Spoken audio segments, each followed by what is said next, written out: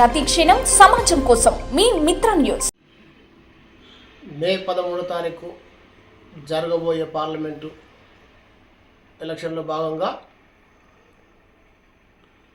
మహబూబ్నగర్ నుంచి బీజేపీ అభ్యర్థిగా డికే అన్నమ్మ గారు, కాంగ్రెస్ పార్టీ నుంచి వంశీచంద్రెడ్డి గారు, టీఆర్ఎస్ పార్టీ నుంచి శ్రీనివాస్ రెడ్డి గారు, అలాగే వివిధ ఇండిపెండెంట్ అభ్యర్థులు కావచ్చు, ఇంకా ఎవరైనా కావచ్చు, మహబూబ్నగర్ నుంచి నిలబడ్డ ఎంపీ అభ్యర్థులు కూడా అందరు సమానమే. ఎవరిపైనా కూడా ఏ పార్టీలైనా కూడా విమర్శ చేయొచ్చు, కానీ నోరు అదుపులో పెట్టుకొని విమర్శ చేయాలి. మాట్లాడేటప్పుడు అవతల ఏజ్ని చూసన్నా మాట్లాడాలి. ఎందుకంటే ఈ భారతదేశానికి భారత మాత అంటాము, మన అమ్మని అమ్మ అంటాము, అక్కని అక్క అంటాం మనకన్నా పెద్దలని.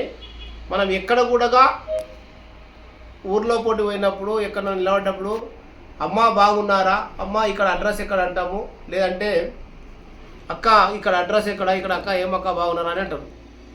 కానీ వంశీచంద్రెడ్డి గారు డికే అన్నమ్మని నోరు అదుపులో పెట్టుకొని అనడము ఎంతవరకు సబబు, ఎంతవరకు న్యాయం అనేది వంశీచంద్రెడ్డి గారిని సూటిగా ప్రశ్నిస్తున్నాము.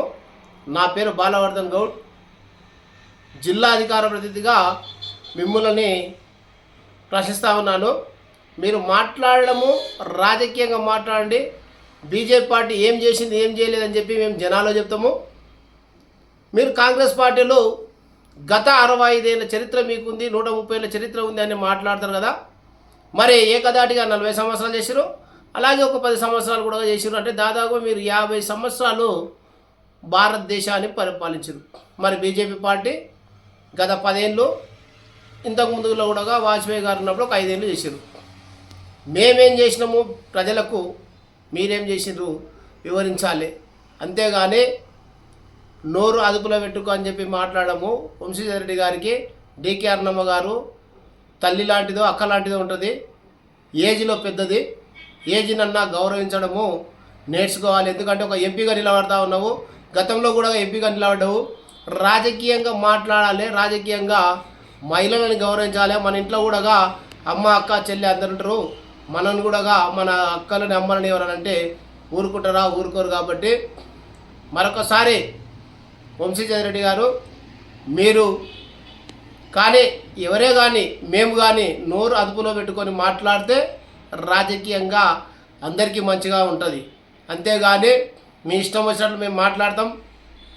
మేము మా పార్టీకి వెళ్ళి సీఎం అభ్యర్థి ఉన్నారు రేవంత్ రెడ్డి గారు, మేము ఎట్లన్నా మాట్లాడదామంటే అట్లా కాదు.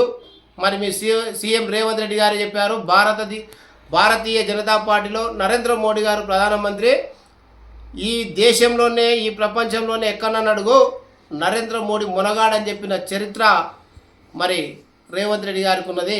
ఒకసారి ఆలోచన చేయండి. బీజేపీ పార్టీ ఉమ్మడి మహబూబ్నగర్ జిల్లా నుంచి 2 ఎంపీ అభ్యర్థులని ఇక్కడ గెలిపించి భారతదేశంలో నరేంద్ర మోడీ గారు ప్రధానమంత్రి కావడానికి 2 సీట్లు మేము ఇస్తూ ఉన్నాము. ఎందుకంటే నేను ఒక బీసీ నాయకునిగా, ఒక బీజేపీ పార్టీ నాయకునిగా చెప్తా ఉన్నాను.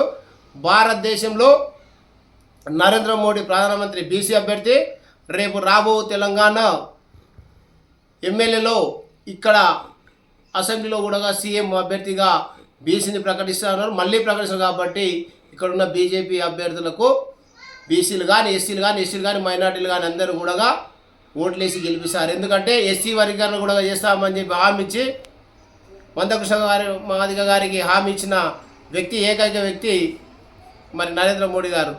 మరి మేమందరం కూడా మా హక్కుల కొరకు మేము పోరాటం చేయడానికి బీజేపీ పార్టీకి ఓట్లేసి గెలిపిస్తాము.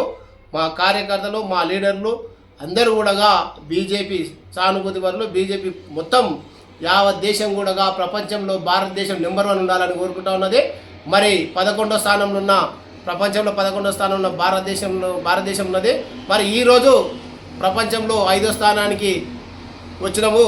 మరి ఇంకొక 5 ఏళ్ళు చేసి 3వ స్థానానికి, నెంబర్ 1 స్థానానికి కోసం. కాబట్టి ఖచ్చితంగా కూడా దేశ రక్షణ కొరకు దేశాన్ని కాపాడాలి. ఇక్కడున్న భారతీయులను, యావత్ భారతీయులను కాపాడాలంటే భారతదేశంలో బీజేపీ ప్రభుత్వం ఉండాలి, అందులో నరేంద్ర మోడీ గారు ప్రధానమంత్రిగా ఉండాలి. మరి కాంగ్రెస్ పార్టీలో ప్రధానమంత్రి ఎవరనేది కూడా కాంగ్రెస్ కూటమికి క్లారిటీ లేదు. కాబట్టి మీరు ఒకసారి ఆలోచన చేసి వంశీచంద్ర రెడ్డి గారు మరొకసారి మీకు నమస్కారం తెలియజేస్తూ చెప్తా ఉన్నాను.